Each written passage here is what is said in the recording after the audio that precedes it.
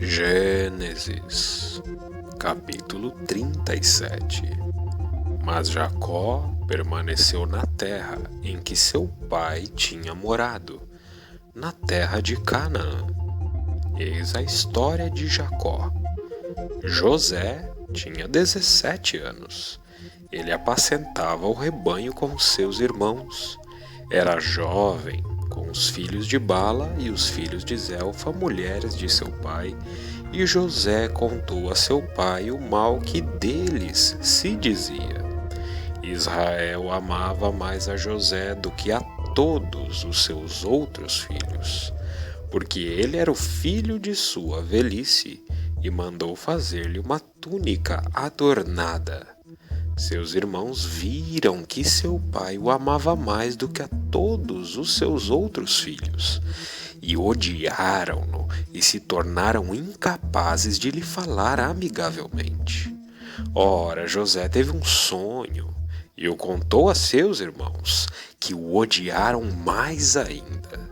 Ele lhes disse: ouvi o sonho que eu tive. Pareceu-me que estávamos atando feixes nos campos, e eis que o meu feixe se levantou e ficou de pé, e vossos feixes o rodearam e se prostraram diante de meu feixe. Seus irmãos lhe responderam: queres acaso governar-nos como rei ou dominar-nos como senhor? E eles o odiaram ainda mais por causa de seus sonhos e de suas intenções. Ele teve ainda outro sonho que contou a seus irmãos. Ele disse: tive ainda outro sonho. Pareceu-me que o sol, a lua e as 11 estrelas se prostravam diante de mim. Ele narrou isso a seu pai e seus irmãos. Mas seu pai o repreendeu, dizendo: que sonho é esse que tiveste? Iríamos nós então, eu, tua mãe e teus irmãos, prostrar-nos por terra diante de ti? Seus irmãos ficaram com ciúmes dele, mas seu pai conservou o fato na memória. Seus irmãos foram apacentar o rebanho de seu pai em Siquém. Israel disse a José: não apacentam teus irmãos o rebanho em Siquém? Vem, vou enviar-te a eles. E ele respondeu: eis-me aqui. Ele lhe disse: vai então ver como estão teus irmãos e o rebanho e traze-me notícias.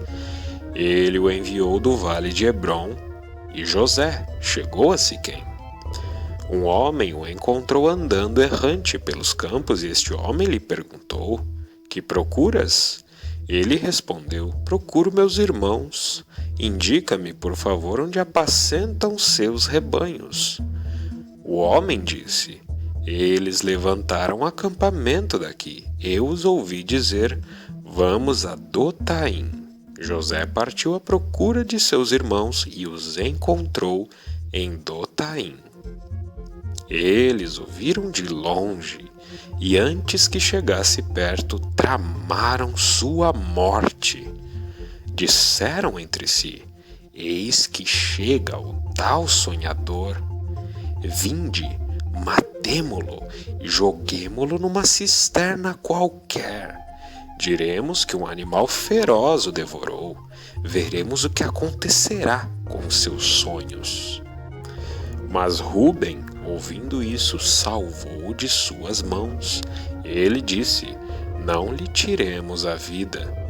Disse-lhes Ruben: não derrameis o sangue, lançai-o nessa cisterna do deserto, mas não ponhais a mão sobre ele. Era para salvá-lo das mãos deles e restituí-lo a seu pai. Assim, quando José chegou junto deles, despojaram-no de sua túnica, a túnica adornada que ele vestia. Arremessaram-se contra ele e o lançaram na cisterna. Era uma cisterna vazia, onde não havia água. Depois sentaram-se para comer. Erguendo os olhos, eis que viram uma caravana de ismaelitas que vinha de Galaade. Seus camelos estavam carregados de alcatira, de bálsamo e ládano, que levavam para o Egito. Então disse Judá a seus irmãos: de que nos aproveita matar nosso irmão e cobrir seu sangue? Vinde, vendamo-lo aos ismaelitas, mas não ponhamos a mão sobre ele. É nosso irmão, da mesma carne que nós. E seus irmãos o ouviram. Quando passaram os mercadores madianitas, eles retiraram José da cisterna, venderam José aos ismaelitas por 20 siclos de prata, e estes o conduziram ao Egito. Quando Rúben voltou à cisterna, eis que José não estava mais ali. Ele rasgou suas vestes e, voltando a seus irmãos, disse: o rapaz não está mais lá, e eu, aonde irei? Eles tomaram a túnica de José e, degolando um bode, molharam a túnica no sangue, enviaram a túnica adornada, fizeram-na levar a seu pai com estas palavras: eis o que encontramos, vê se é ou não a túnica de teu filho. Ele olhou e disse: é a túnica de meu filho, um animal feroz o devorou. José foi despedaçado.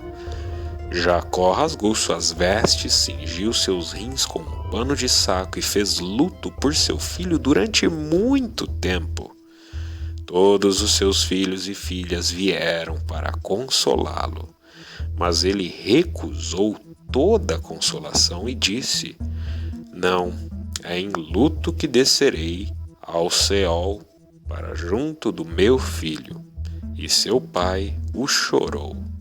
Entretanto, os madianitas venderam-no ao Egito, a Potifar, eunuco do faraó e comandante dos guardas.